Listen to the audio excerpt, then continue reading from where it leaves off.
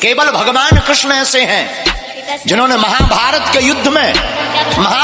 युद्ध में खड़े होकर ताल ठोक कर ललकार कर कहा था, हाँ मैं ही ब्रह्म हूं।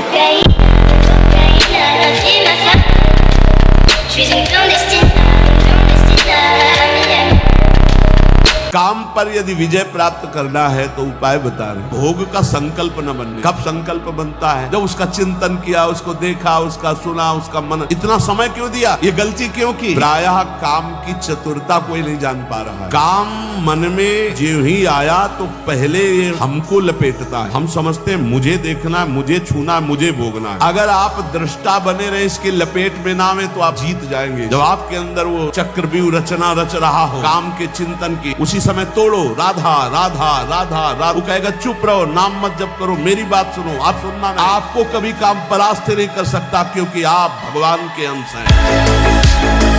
सारा जगत आनंद की इच्छा करता हुआ विषय रूपी दलदल में धंसता चला जा रहा है। हम किसी भी विषय को, किसी भी व्यक्ति को तभी अपना मानते हैं जब हमें आनंद की भावना होती है। इस व्यक्ति से मुझे आनंद मिले, इस वस्तु के भोगने से आनंद मिले। कि जो विषय सुख आपको प्राप्त होता है वास्तविक प्राप्त हो रहा है अंतर्मुखता से, विषय में नहीं, क्योंकि विषय तो बहिर्मुख है। वो विषय भोगते समय जब आप एकाग्र और अंतर्मुख हुए, उसका जो प्रतिबिंब पड़ा वो यद्यपि स्वरूपानंद की ही एक वृत्ति से उसे आनंद मिल रहा, पर वो समझ लेता विषय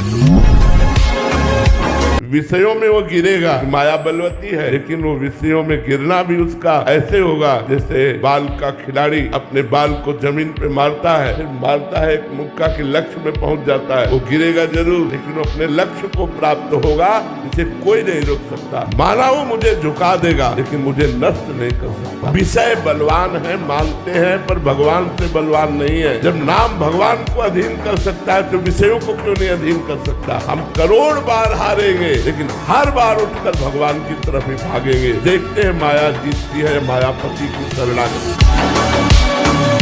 बहुत ध्यान से सुनना है, बहुत जरूरी है। जो बात तुम्हारी गुप्त हो कभी मत बोलो, जिस व्यक्ति पर संदेह हो कभी मत मिलो, जिस वस्तु में संदेह हो कभी मत खाओ, जिस आचरण पर संदेह हो प्रमाणित न हो कभी मत करो, दूसरे की चर्चा कभी मत छेड़ो। रजोगुणी तमोगुणी भोजन चाहे जितना सुंदर दिखाई दे कभी मत पाओ। ये ओछी प्रवृत्तियों वाले पर संदेह वृत्ति रखो। ना तुम्हारे अंदर घबराहट होनी चाहिए, ना कोई उतावलापन होना चाहिए। जब तुम्हारे कहीं कोई पाप कर्म करने का अवसर आवे, हटो वहां से। नेत्र कान जीभ तीन को जो सुधार लेता है वो साधु हो जाता है।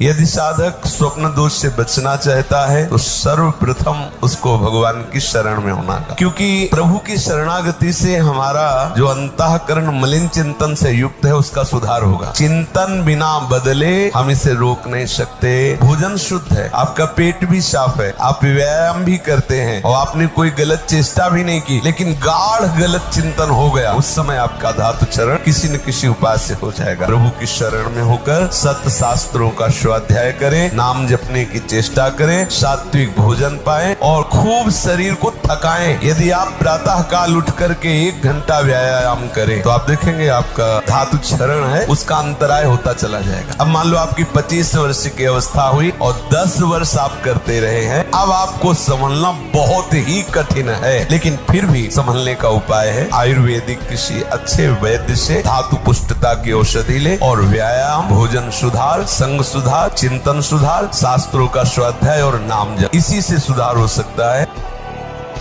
बिना सत्संग के आप इस युक्ति को नहीं जान पाए। मन से हमारी इतनी घनी दोस्ती हो गई है कि मन ने जो चाहा वो मेरी चाह है। मन चाहता क्या है? 5 ज्ञानेंद्रियों के द्वारा भोगे जाने वाले समस्त विषय। मन को यदि सुधारना है तो इससे दोस्ती हटानी पड़ेगी। आप इंद्रियां नहीं, आप मन नहीं है, आप पूर्ण काम है, पर आपका ये मन आपको अधीन करके भोगों में सुख है ऐसा भ्रम करा।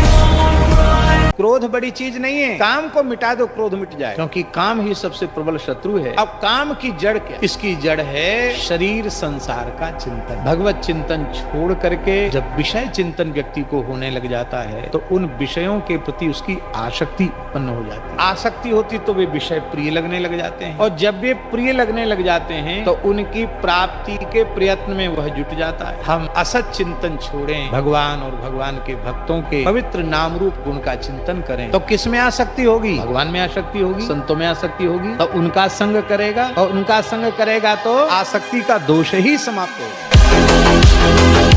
फिर प्रार्थना करता हूँ सब उपासक उपासिकाओं से, यदि आप आज्ञा पर ध्यान नहीं देते तो माया तुम पर ध्यान रख देगी, और उसके ध्यान रखने का मतलब है बैठे बैठे जलोगे जैसे अंगार पर जला जाता है। ये जो दुर्वासना के नाश की कृपा है, ये आपकी दिनचर्या है, ये सैकड़ों दुर्वासनाओं को भस्म कर देगी। इसको खिलवाड़ न समझो। प्रभु का प्रिय, गुरु का प्रिय वही होता है जो दिनचर्या में मिनट भर विलंब नहीं करता। बड़े बड़े सिद्ध महापुरुष इसी से हुए, दिनचर्या से। 12 वर्ष एक दिनचर्या कर लीजिए, आप देखिए आपका क्या स्वभाव बनता है।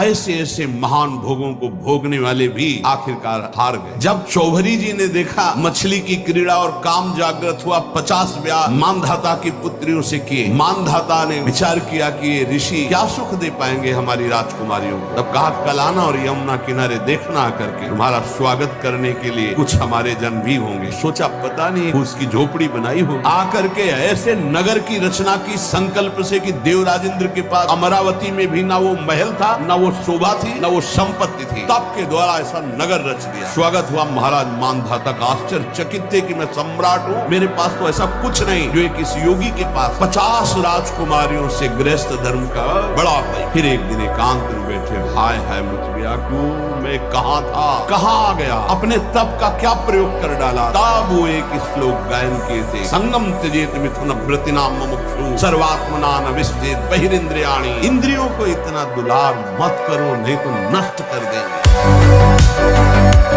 अपना कल्याण करो पहले तो जग का कल्याण स्वयं होगा। ये मार्ग पैरों से नहीं चला जाता, मन से चला जाता। ये 2 ग्राह बड़े बड़े मुंह फैलाए सबको पकड़ चुके हैं, एक अहंकार और एक ममता। ये बड़े भारी भव समुद्र के मगरमच्छ है, तुम्हारे से सारे झूठे कार्य करवाएंगे। तुम जब इन 2 ग्राह के मुख में फंसे रहोगे तो जान ही नहीं पाओगे सत्य किसे कहते हैं। तो इस अहंकार ममता रूपी ग्राह से अपने को छुटाने का शीघ्र उपाय करो। इस संसार समुद्र से ये पार नहीं होने देंगे, तुम्हें लील जाएंगे।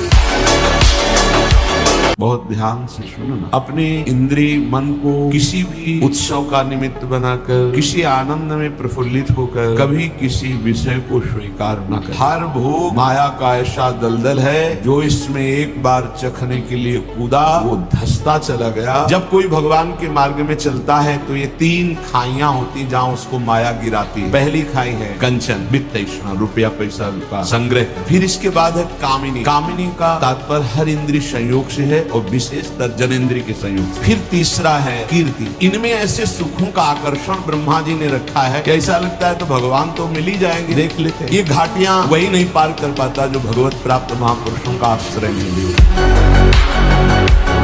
बेटा जब बंदर सर्प को पकड़ लेता है, ऐसे वो फन पकड़ता है, पेड़ में ऐसे रगड़ता है, फिर कान में लगाता है। अगर वो सूंघ हुआ जरा सा फिर रगड़ता है। बोले उसके मरने पर भी 100 बार रगड़ता है। मन को जिसने मार लिया वही महात्मा, मन को जिसने चेला बना लिया वही जगत गुरु, मन को जिसने परमात्मा स्वरूप कर लिया वही जीवन मुक्त महापुरुष हो गया। सारा खेल इस मन के ऊपर। तुम भगवान के अंश हो, तुम प्रकृति के भोग से कभी सुखी नहीं हो सकते। अधर्म युक्त विषय जहर से भी ज्यादा भयावह। जहर तो एक शरीर नष्ट करेगा, विषय करोड़ों जन्म तक वो संस्कार तुम्हें नष्ट करता रहेगा। जब तुम अंदर से विषयों का चिंतन करते हो तो तुम्हारा मन विषयमय हो जाता है, इसीलिए तुम्हें विषय में सुख लग रहा है, अन्यथा नहीं। उदाहरण दिया कि जैसे एक कुत्ता सूखी हड्डी को उठा के भागता है एकांत में, और जब उसे चबाने की कोशिश करता है उसी के गलपरों से उसमें रक्त दिखाई देता है, उसको आनंद का अनुभव होता है कि इससे बड़ा सुख मिल रहा। ठीक ऐसे आप अपनी जीवनी शक्ति का नाश करते हैं और आपने विषय चिंतन अंदर से किया है, इसके कारण आपको माया जनित भोगों में सुख मिल रहा, अन्यथा है ही नहीं। जब सच्चिदानंद भगवान श्री कृष्ण कह रहे हैं दुखालयम अशाश्वतम, तो तुम्हें कैसे सुख का अनुभव? तुम्हारी बुद्धि विपरीत हो गई।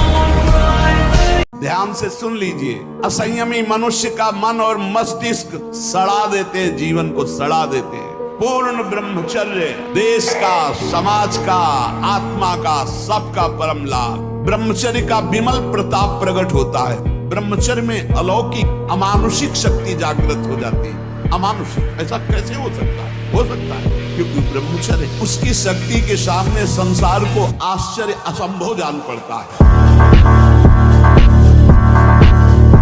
प्राण, मन और ब्रह्मचर्य तीनों का संबंध है। ब्रह्मचर्य क्षीण, प्राण स्थूल, मन चंचल। ब्रह्मचर्य करेक्ट, प्राण सूक्ष्म, मन शांत। मन शांत, प्राण सूक्ष्म, ब्रह्मचर्य ठीक। प्राण सूक्ष्म, मन शांत, ब्रह्मचर्य ठीक। तीनों का तारतम्य ठीक ब्रह्मचर्य का पालन करना। ब्रह्मचर्य वो ताकत देता है जिससे हम अध्यात्म में चल पा रहे हैं। Please never compare yourself with a brahmachari.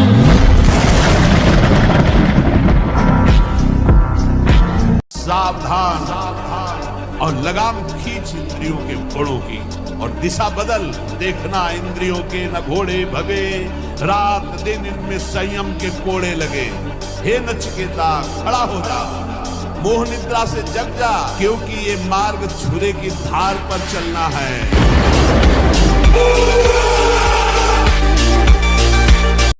निश्चय क्यों नहीं कर रहा तू? तेरे निश्चय की कमी के कारण ये आशा की फांसी बनी हुई है। प्राण त्याग सकता हूं पर एक कदम अधर्म भूल न दे कुमारक नहीं। ऐ मन अब नहीं शरीर नष्ट कर दूंगा, धर्म नहीं नष्ट करूंगा।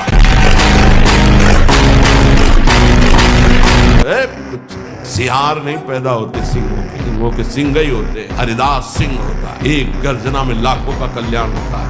आस्याम्यास्थाय धैर्यम मम निज परमाभीष्ट सिद्धिर्भवत्रे। हे हरि, कैसी भी परिस्थिति हो मेरे को कोई नहीं रोक सकता, क्योंकि मेरा धैर्य है आपसे है। जैसी परिस्थिति देना चाहो दे दो।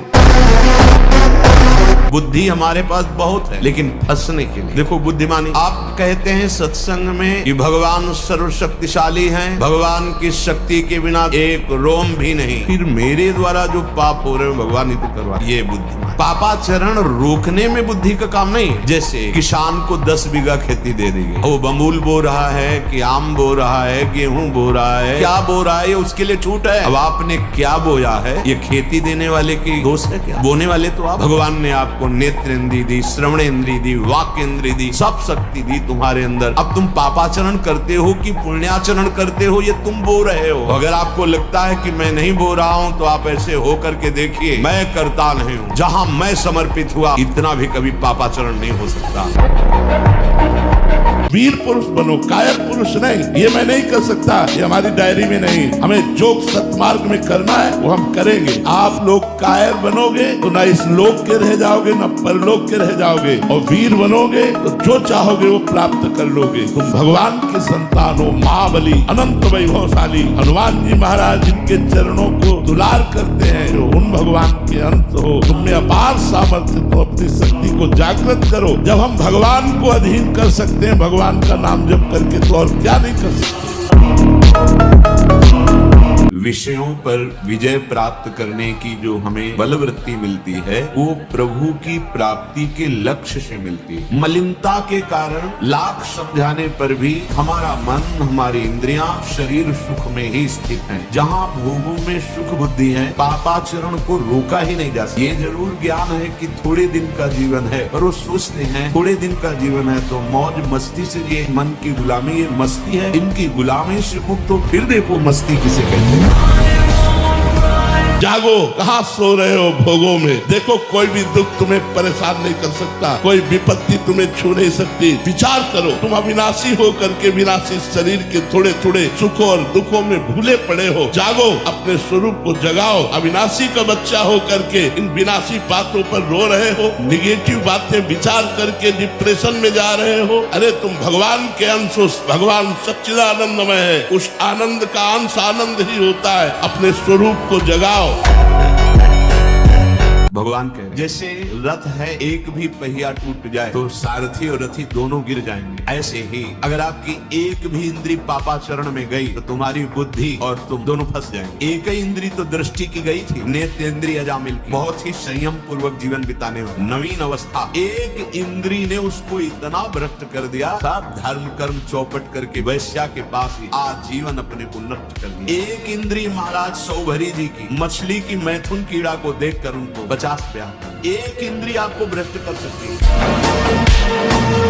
कैसी भी परिस्थिति हो सामने जानने न दो और किसी को अपने हृदय की कमजोरी मत बता। नियमावली को प्राणपन से निर्वाह कर। धैर्यवान, पक्का स्वभाव, विचलित ना हो। जहां जमा के पैर रख दिया, जमा दिया, हटा नहीं सकते, गर्दन कटा सकते। यह है सूरवीर योद्धा का मार्ग।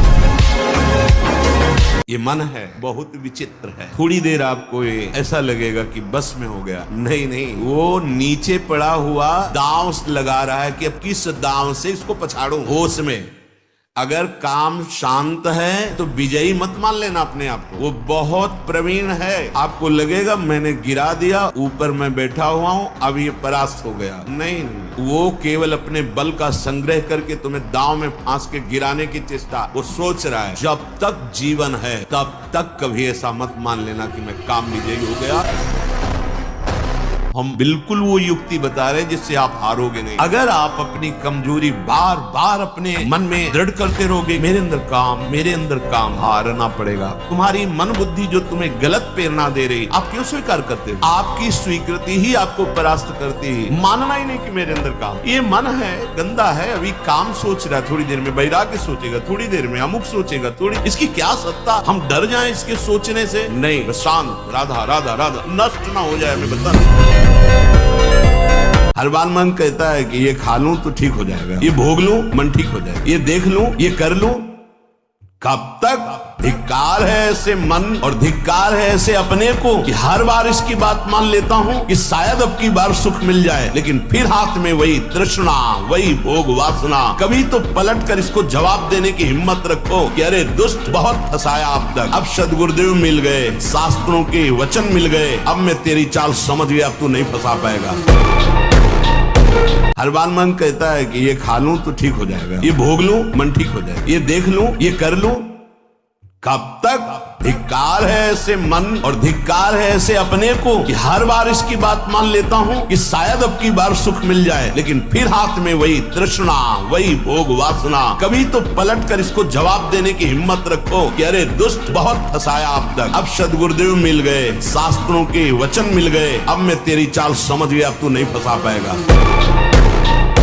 मन के कथनानुसार मत चलो, तुम मन के स्वयं जज बनो। जब मन संकल्प करे तो पहले जांचो ये ठीक सतमार्ग युक्त संकल्प है या असत मार्ग युक्त। यदि हरि स्मरण चल रहा है, हरि के चरणों का आश्रय है, तो आप जान पाओगे मन की चाल को। एक बात और बता देते, वर्तमान को सह जाना, तुम्हारा भविष्य इतना मंगलमय होगा कि कोई बाधा तुम्हें स्पर्श नहीं कर सकती।